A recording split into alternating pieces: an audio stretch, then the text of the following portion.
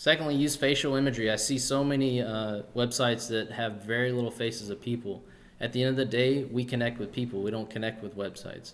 So you need to be using imagery of faces of folks that are relevant to your particular demographic. That's why it's key to understand who your demographic is. So you want to align the images that you're going to use with your ideal prospects. If they can connect with people that look like themselves, then they're likely to stay on your website and they trust what you have to offer because they feel like it's about them. Again, let the imagery tell the story. One of the tricks that is a great way to test whether the imagery on your website tells the story is you can go to Google Translate, put your website in, change the text to Chinese, and look at your imagery. Did it tell the story you were trying to tell with that particular piece of content? If it doesn't, you need to put better imagery there. Because in today's web world, people are just skimming through, and you're trying to catch them, and you're trying to tell a story, and most of us are very visual people.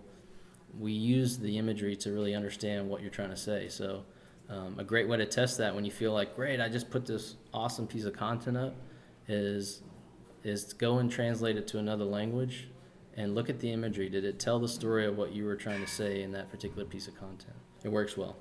It's eye-opening. Make sure that in the imagery that you can see the eyes of the person, because that's really what we connect with when we connect with human beings, is we look in their eyes and we feel trusted, or we feel like this person connects with us.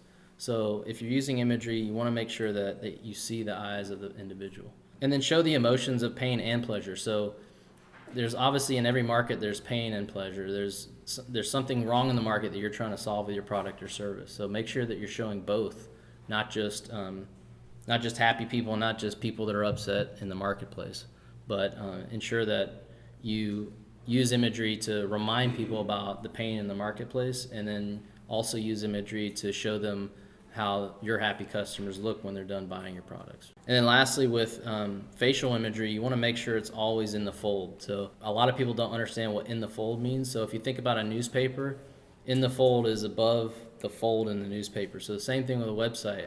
When I load a website, it's the area that I'm seeing without having to scroll.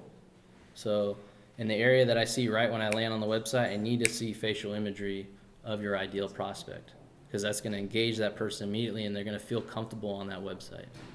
So I see this, I see even the greatest websites that do get lots of traffic, I see this as a major problem, and it's an opportunity for anybody that understands this to start leveraging it. They don't really care about your products, they care about the outcome for them. So show them what the outcome is. The outcome is them smiling because they're happy, or the outcome is that their kid is now comforted. Show a picture of the family. Really think about, at the end of the day, what does your product or service mean to that person, and what's the emotion that's tied to that feeling that they get at the end of the day. And that's what they're ultimately buying. They're not buying your product because it's a great product. They're buying it because they want to feel a certain way when they're done. But I think this is a great example of in the fold.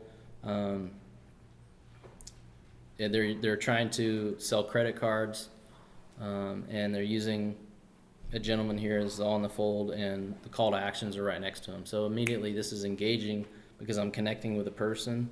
He's happy. He must have a credit card. I'm going to click to the next page.